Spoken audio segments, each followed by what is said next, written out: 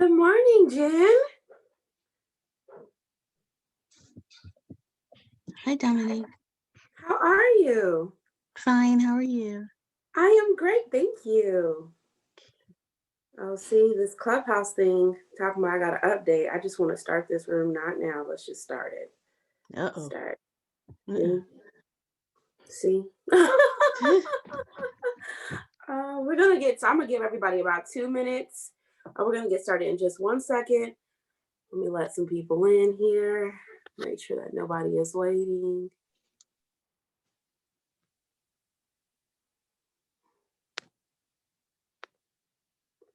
Okay, I'm gonna give you guys about 2 minutes, and we're gonna hop right into this. I'll be right back with you guys, okay? Let me go ahead and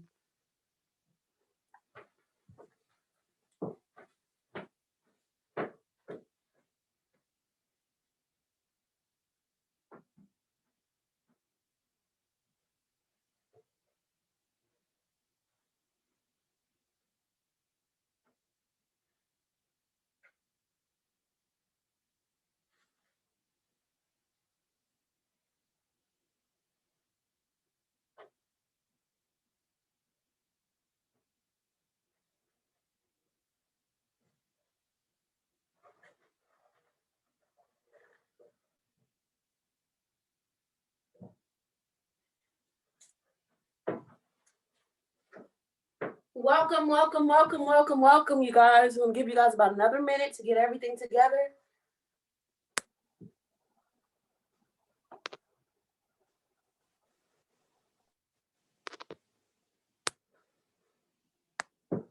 Good morning.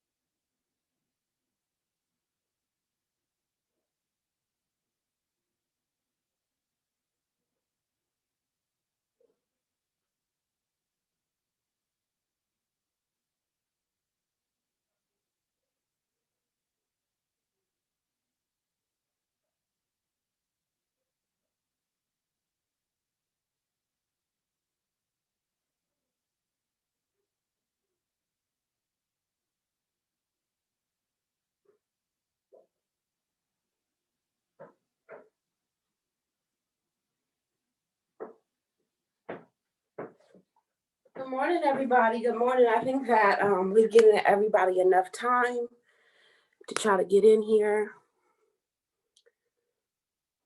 So it has been a very, very hectic week for me personally. And I'm just so grateful to be on this call this morning because, boy, have I missed you guys. I have missed you guys so much.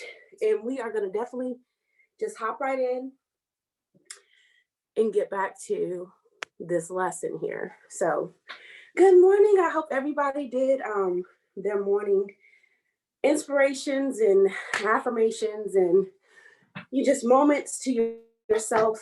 We're going to hop right back into our 3-part series. I'm sorry I'm out of breath. I was running because I needed that good old coffee crack, you guys, and whew, I got it. So that's that's all that matters. Okay, so we're just gonna dive right into it this morning. So last week we're just gonna quickly recap. We talked about realizing that you want to be in a relationship with money, how to start that relationship off in our 3-part series about falling in love with money. These lights are so bright. So this week, we're going to be talking about now that you have been dating money, how have you been treating money? And if you've been mistreating money, how are you going to rectify that with your money? So last week, we talked about budgeting and like getting envelopes and naming your money and having a purpose for your money, having a meaningful, relationship to where you're not abusing your money. So after that, I want to hear back from you guys. After that last week conversation that we had, when you analyze yourself, what did you realize and how did you fix it? and then we'll dive more into what I'm going to talk about. But I really want to hear back from you guys to see like how that did help you guys and how you applied it to your life. If anybody wants to come off mute and talk, it's perfectly fine by me. Nobody? Well, I can tell y'all about myself. I'm so sorry. I was really running trying to get that coffee. Oh, and these lights are hot, but it's okay. This is my natural face, you guys. Y'all got to deal with it. um, but basically, for me, I abuse money in the way of eating out and gas. I travel way too much. That's why I kind of been MIA this week. I have been back and forth to Texas this week, last minute trip to Texas on Monday when you guys saw me during Tracy's call. I was at the airport because I had to fly back to Texas because I own a home there and I'm getting ready to rent it out to somebody. So I had to fly back really quickly and get that cleared up. And in doing so, I had to make a lot of like stops. Like I had to go here to the West End to get some stuff. I had to go over here. I had to go over there. I'm in Atlanta right now.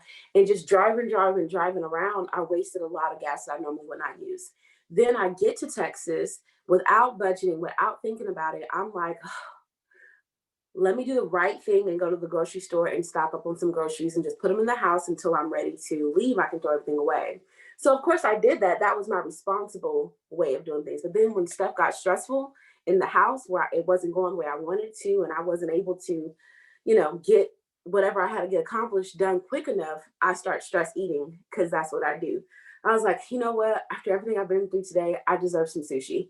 So I'm gonna just go have sushi and I'm just gonna have some sake and I'm just gonna just be in the corner by myself at the sushi restaurant and I'm about to go in. And I did. And I ate and I drank and it was great. I felt great. I felt great until I realized one, I was not trading this week because I had other priorities. Two, I haven't been, that means I have not been investing in myself or my money. So there's no deposits. All there were was withdrawals. All this week I've been withdrawing. So I've been abusing my money. I haven't showed it any love or any type of affection or hey, this is how much I want you to grow. I just completely just been swiping that plastic to the black strip fall off. I've been swiping it. Let something bad happen. Oh, you know what? I think it's a milkshake kind of morning. Swipe. I think it's a Starbucks kind of morning when I got plenty of coffee in the pantry. Swipe because you get into like you forget that money, you have to show affection to money as well as it showing back affection to you.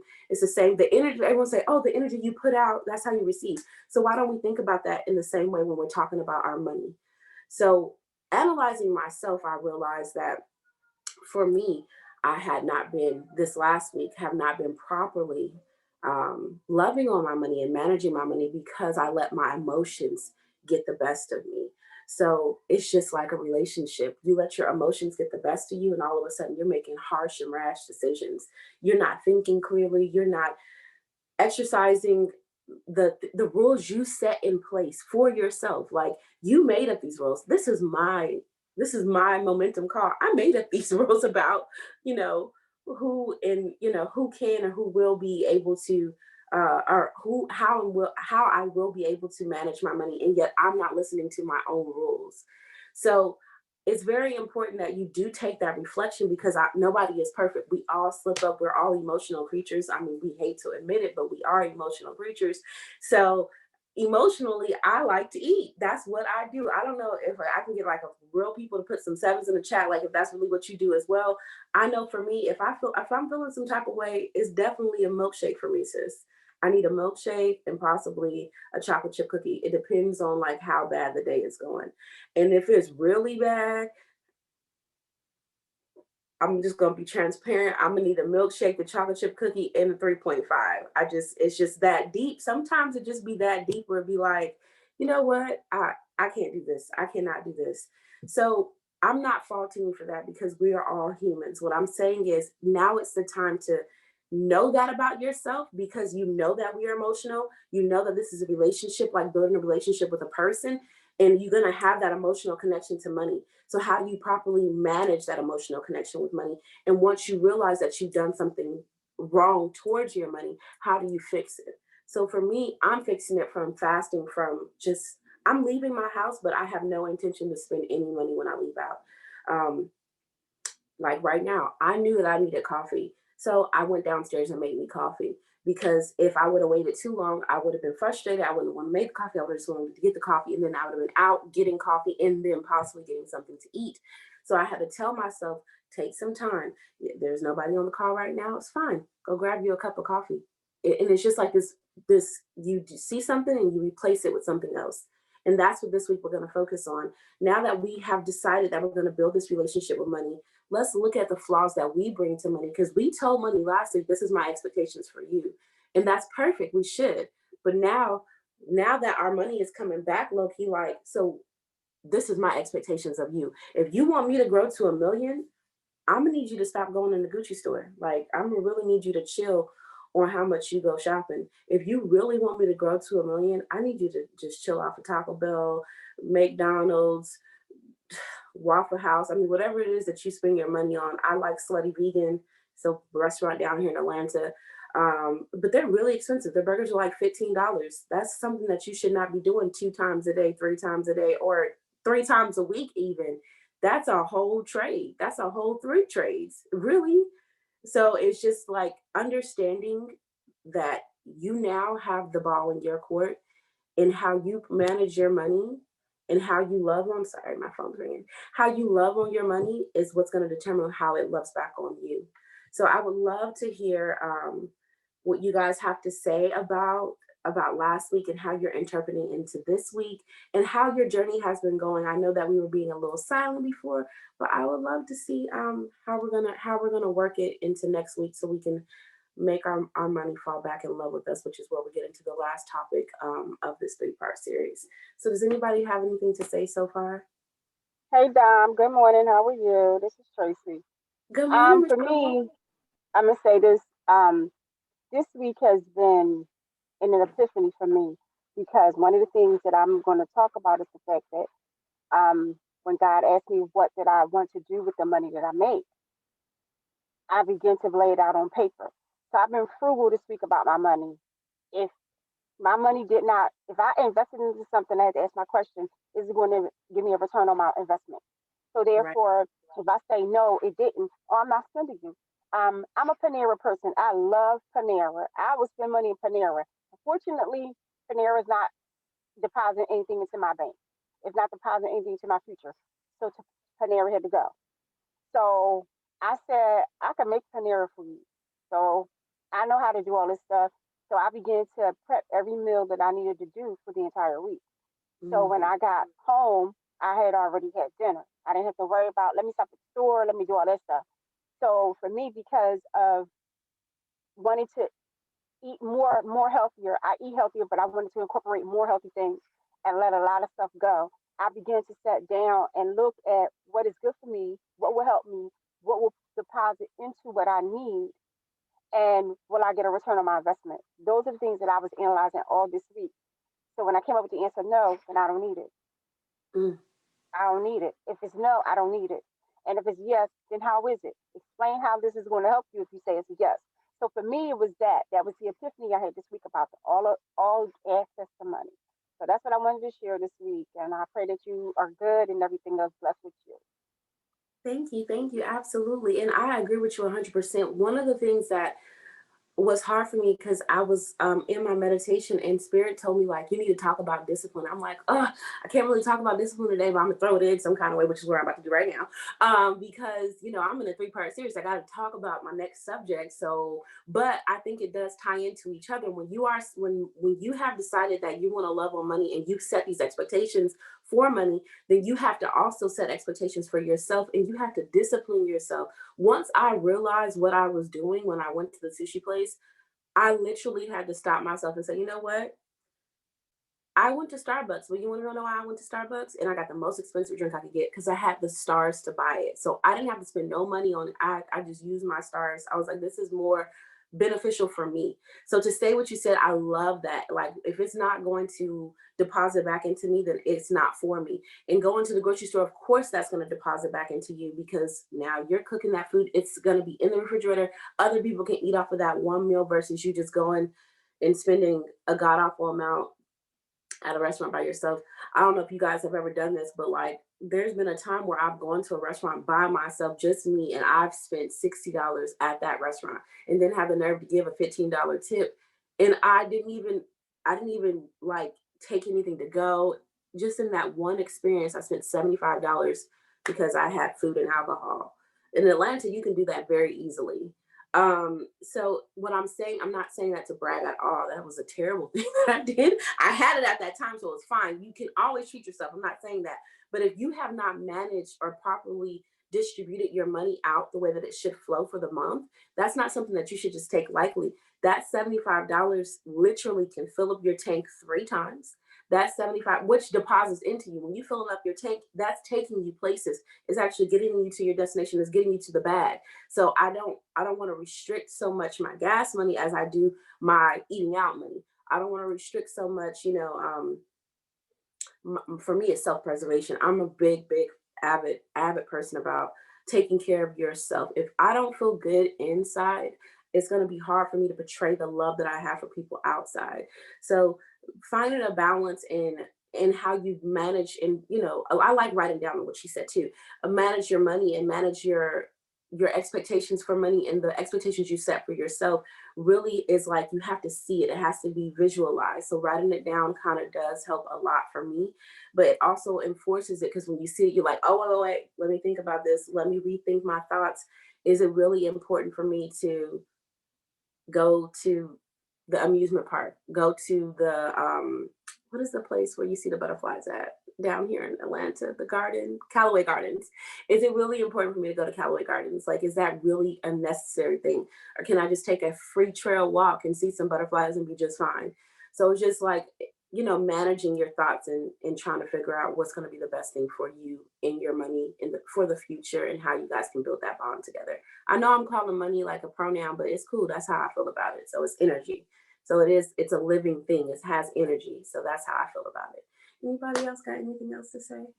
Hey, Dominique, this is Jay. I want to share real quick. So I'm like you, I have a spending habit.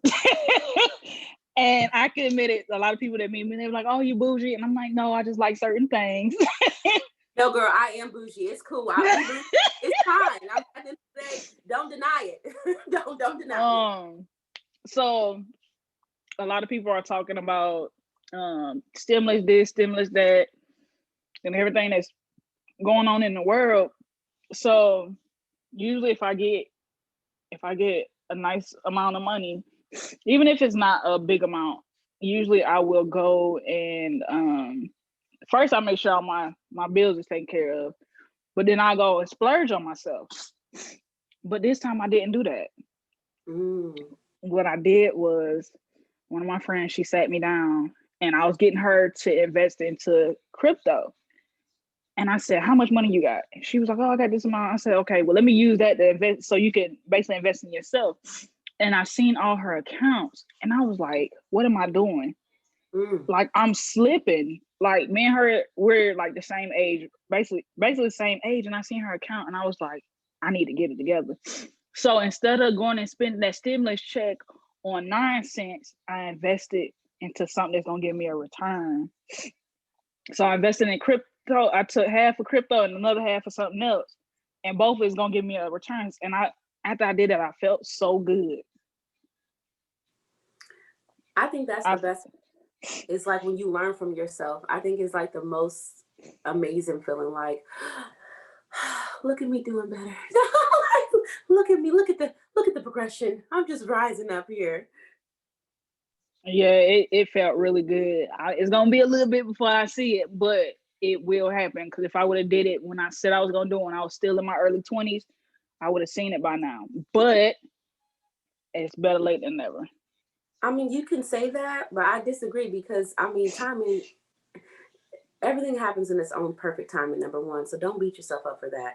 Number two, you doing better than what you thought, even though it's happening slowly. It ain't like you went out and bought a pair of Yeezys and you ain't got nothing to show for it. At least you got something to show for it. So it's a better cause and effect than you think. So I wouldn't harp too much on the past, what you didn't do. I would just harp on what you're doing now and how blessed it is to be in a different place, a different mindset. Anybody else got anything to share? So this week, I just want us to, if you're not doing anything negative with money, praise the holy universe, because that's amazing. But we're all humans in some part. So we do human things sometimes. Everybody has human experiences. Um, so even the dudes, y'all be in the gym and all of a sudden y'all gotta take 17 different protein shakes just to get buff. Like, no, bro, just work out a little bit. You ain't gotta take all the shakes. You ain't gotta take all of them. Do you really need everything from GNC? You need everything on the shelf? No, it's really a waste. So I just want to encourage you to just be mindful of how you're using your money and how you're treating your money, because now that we're building this relationship where we're going to fall in love, we want to make sure that we're worth falling in love with. At the end of the day, if I'm going to keep on just completely disregarding what I said I'm going to do, would you want to hang out with me if I didn't come on the Zoom calls until 10:08? I mean, excuse me, 10:37. Would you still want to like listen to me? If I came on here with crust in my eye, let's not talk about the sweat I had earlier. I was just trying to make coffee. Don't judge me. But if I had crust on my eye and if I was over here in my pajamas, like, would y'all take me seriously? No, you would look at me like I was a clown. That's how our bank accounts be looking like, girl, you swiping, that you're declined, clown, declined. Since you want to act like a clown, decline. So I'm not saying that y'all broke like that. I'm just saying that does happen. Especially when I do my accounts versus me doing envelopes, I have bank accounts. So I have like 4 different debit cards and they're all different colors. So I know, okay, red, this one right here is for unexpected things that I was not expecting to buy. So I just have a pot of money. It's just like, I'm just leave this here. I call it my, I can't think right now. My petty money. Or I just leave it there, and in case I need something that I wasn't expecting that I wanted. If I want a new crystal, if I want to go to a spa or something, oh look, I got this little petty cash. That's my petty cash bucket. It's a red debit card. Bills, blue debit card, always. I have a Wells Fargo like Rainbow Proud card. That's also bills, but it's a different set of bills. It's my bills from Texas. The blue card is my bills from Georgia. I just got it broken down so complicated for myself because it helps me. But I encourage you to build up that relationship as well to where your money is really disciplined so that you can then become more disciplined and then your money will grow at a faster level. And then that brings us into our last topic for next week, which is when money starts loving on you back. So that's those investments, that's that return that we're going to get into next week about our last I am so out of it, you guys. I'm sorry. It's called the traveling, about our last point in this 3-part series. So yeah, that's all I have to say this week. I hope that it was still beneficial. I know it was a really quick call, but it's really because it's just looking at yourself. This week is all about self-reflection and being honest with yourself. Have you instilled the amount of discipline that you need in yourself to be successful? Because at the end of the day, success is not always about who you know. It's about what you're willing to do and who you're willing to get to know. So if you are waiting on somebody to come and shake your hand, you're probably never going to get that hand shaken. But if you're out and about and trying to actually interact and get those relationships with people and get those connections and get those mentors and start mentoring people, it will change your life. It will change your life and your outlook, and you'll see how it changes your investments too. Is there anything else anybody else wants to say?